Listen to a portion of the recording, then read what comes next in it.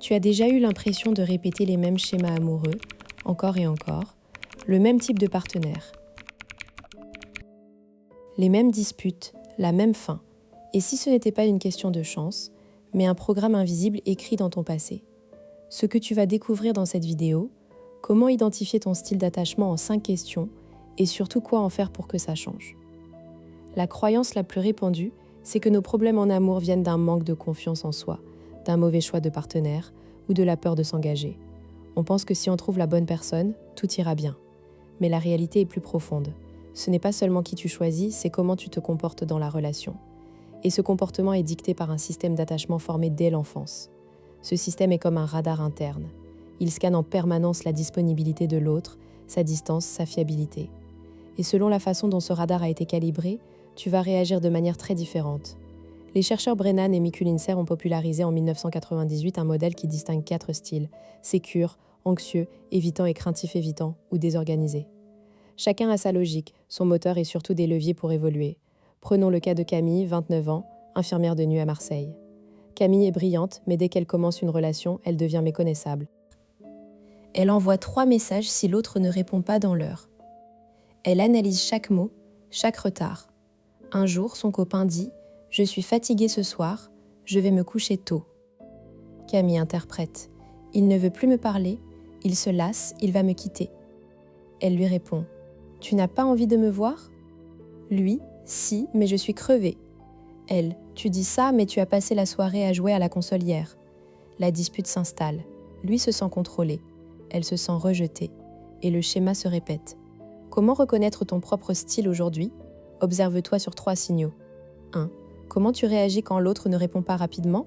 Si c'est de l'angoisse, tu penches vers l'anxieux. Si c'est de l'indifférence ou de l'agacement, vers l'évitant. 2. Comment tu vis la proximité ? L'anxieux en veut toujours plus. L'évitant se sent étouffé. 3. Comment tu gères les conflits ? L'anxieux les dramatise, l'évitant les fuit. Technique 1. Le test des 5 questions ECR adapté. Pose-toi ces questions honnêtement. De 1, pas du tout, à 7, tout à fait. 1. J'ai peur que mon partenaire ne m'aime plus s'il s'éloigne un peu. 2. Je me sens mal quand mon partenaire veut passer du temps sans moi. 3. Je préfère ne pas trop m'attacher pour éviter d'être blessé. 4. Je suis mal à l'aise quand quelqu'un est trop proche de moi.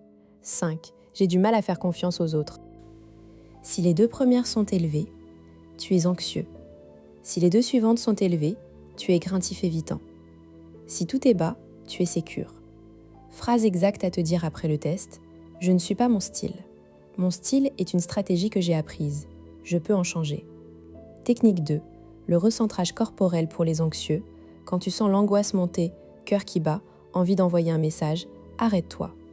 Pose une main sur ton ventre, l'autre sur ton cœur. Respire profondément pendant 30 secondes. Puis demande-toi, est-ce que je réagis à la réalité ou à une peur du passé ? Si c'est une peur, ne réponds pas tout de suite. Attends 1 heure, puis réponds calmement. Phrase exacte à envoyer. Je prends un peu de temps pour moi ce soir ? On se parle demain ? Technique 3.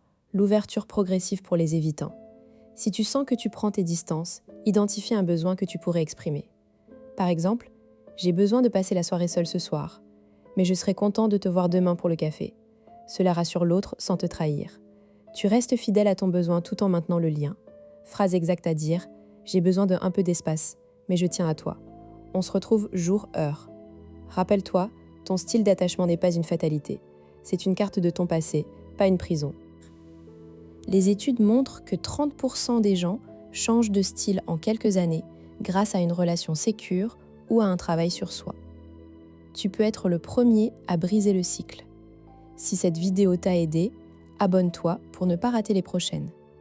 Et dis-moi en commentaire, quel style tu pensais avoir avant ce test ?